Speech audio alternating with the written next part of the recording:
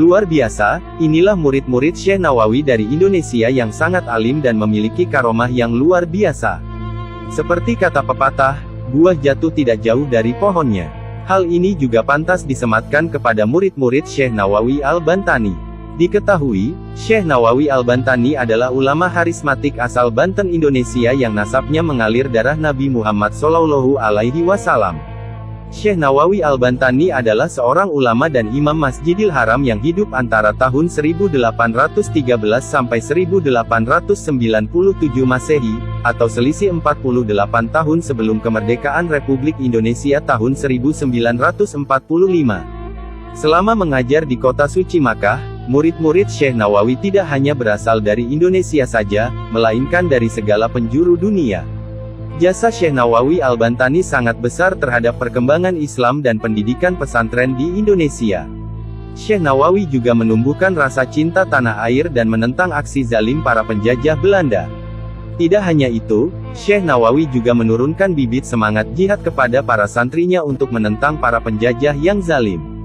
Maka tidak heran, banyak murid-murid Syekh Nawawi yang menjadi pejuang Indonesia bahkan dinobatkan menjadi pahlawan nasional Indonesia. Berikut beberapa murid-murid Syekh Nawawi Al-Bantani asal Indonesia yang sangat alim dan memiliki karomah yang luar biasa. Sosok yang pertama, yaitu Kiai Haji Soleh Darat dari Semarang, Jawa Tengah. Kiai Haji Soleh Darat adalah ulama Jawa yang hidup pada tahun 1820 hingga 1903 Masehi. Semasa kecil hingga remaja, Kiai Haji Soleh Darat dihabiskan dengan belajar Al-Quran serta ilmu agama dari ayahnya. Seperti ilmu nahwu, sorof, akidah, akhlak, hadits dan fikih. Setelah lepas masa remaja, Kiai Soleh Darat menimba ilmu ke sejumlah ulama ternama di Jawa maupun ulama di luar negeri. Kiai Soleh Darat juga pernah menimba ilmu dan menjadi pengajar di kota suci Makkah Al-Mukarramah. Beliau juga pernah berguru kepada Syekh Nawawi Al-Bantani. Selepas belajar dan mengabdi di kota suci Makkah, beliau memutuskan kembali ke tanah air untuk berdakwah dan mendirikan pesantren di kota Semarang. Beberapa murid beliau yang menjadi ulama besar dan pejuang adalah Kiai Hashim Asy'ari pendiri Nahdlatul Ulama serta Kiai Haji Ahmad Dahlan pendiri Muhammadiyah. Selain itu, Raden Ajeng Kartini juga pernah menjadi santri Kiai Soleh Darat juga.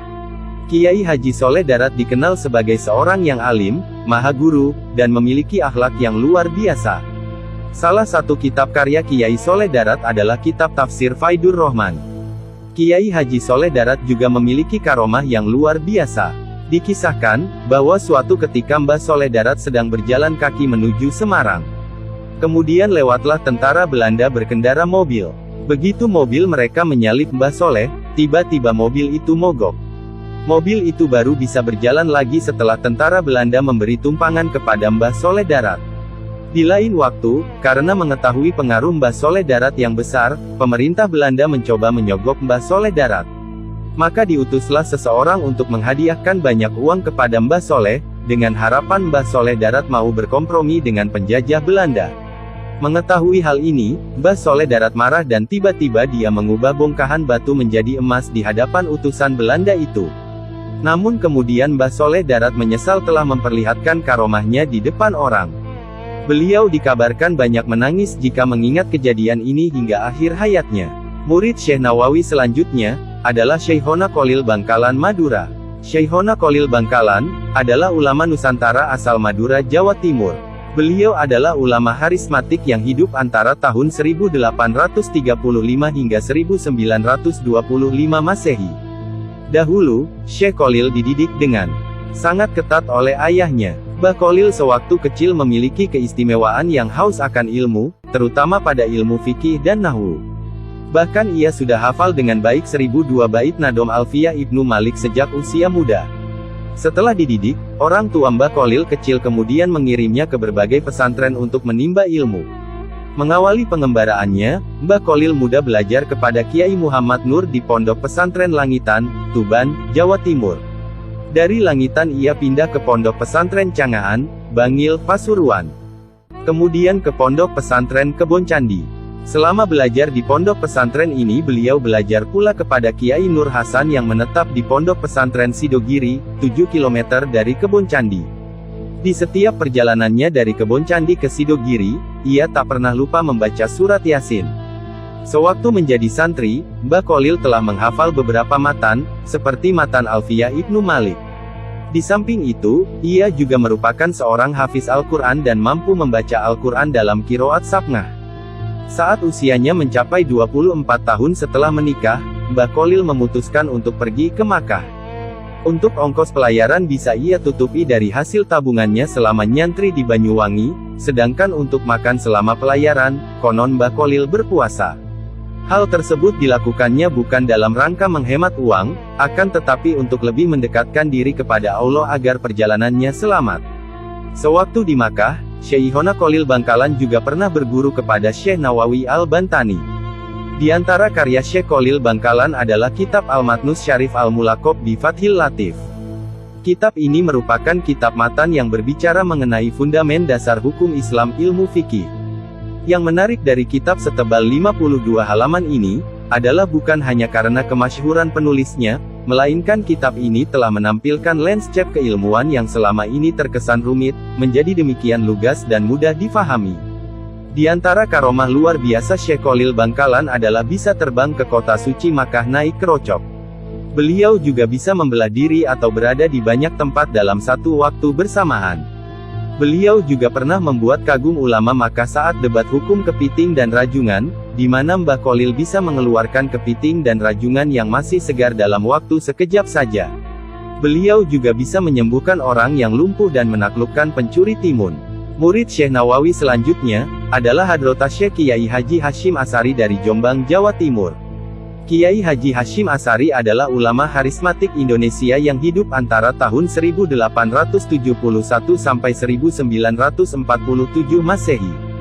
Beliau dikenal juga sebagai murid Syekh Kholil Bangkalan dan Mbah Soleh Darat Semarang. Selain itu, Kiai Haji Hasyim Asy'ari juga dikenal sebagai pejuang dan pahlawan nasional Indonesia. Beliau merupakan pendiri ormas Islam terbesar di dunia yaitu Nahdlatul Ulama. Semenjak masih anak-anak, Kiai Hasyim dikenal cerdas dan rajin belajar. Mula-mula beliau belajar agama di bawah bimbingan ayahnya sendiri. Otaknya yang cerdas menyebabkan ia lebih mudah menguasai ilmu-ilmu pengetahuan agama, seperti ilmu tauhid, fikih, tafsir, hadits, dan bahasa Arab. Beliau juga banyak menimba ilmu kepada kiai dan ulama terkemuka di beberapa wilayah di Tanah Jawa. Tidak puas hanya di Tanah Jawa, beliau lalu melanjutkan studi di Tanah Suci Makkah. Pada tahun 1892, Kiai Hasyim Asy'ari pergi menimba ilmu ke Mekah, bahkan beliau bermukim di Makkah selama bertahun-tahun dan berguru kepada ulama-ulama Makkah yang termasyhur pada saat itu, seperti Syekh Muhammad Khatib Minangkabau, Syekh Nawawi Banten, Syekh Mahfuz At-Tarmisi, Syekh Ahmad Amin Al-Attar, dan masih banyak lainnya. Kiai Hasyim adalah murid kesayangan Syekh Mahfuz, sehingga beliau juga dikenal sebagai ahli hadits dan memperoleh ijazah sebagai pengajar Sahih Bukhari. Kiai Hasyim juga banyak menguasai berbagai disiplin keilmuan Islam dan hafal kitab-kitab babon hadits dari Kutubus Sittah yang meliputi Sahih Bukhari, Sahih Muslim, Sunan Abu Dawud, Turmuzi, An-Nasai, dan Ibnu Majah.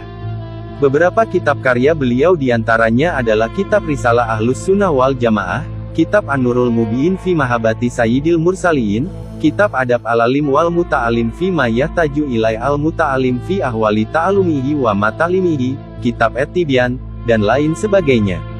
Di antara beberapa karomah Kiai Haji Hasyim Asy'ari adalah bisa mengetahui isi hati orang. Beliau juga bisa mengetahui mana orang yang berbohong dan yang jujur. Beliau juga pernah bertemu dan menggendong Nabi Khidir alaihi salam. Dan masih banyak karomah lainnya. Selain data di atas, masih ada banyak murid-murid Syekh Nawawi Al-Bantani lainnya yang berasal dari Indonesia dan luar negeri. Di antaranya adalah Syekh Arsyad Tawil Sulawesi Utara, Syekh Muhammad Zainuddin Nusa Tenggara Barat, Syekh Abdul Qadir bin Mustafa Patani Thailand, Syekh Abu Faid Abdus Sattar Delhi India, Kiai Haji Raden Asnawi Kudus, Kiai Haji Abdul Karim Amrullah Sumatera Barat, Kiai Haji Tahir Jamaluddin Singapura, Kiai Haji Dawud Perak Malaysia, dan masih banyak lagi murid-murid terkemuka lainnya.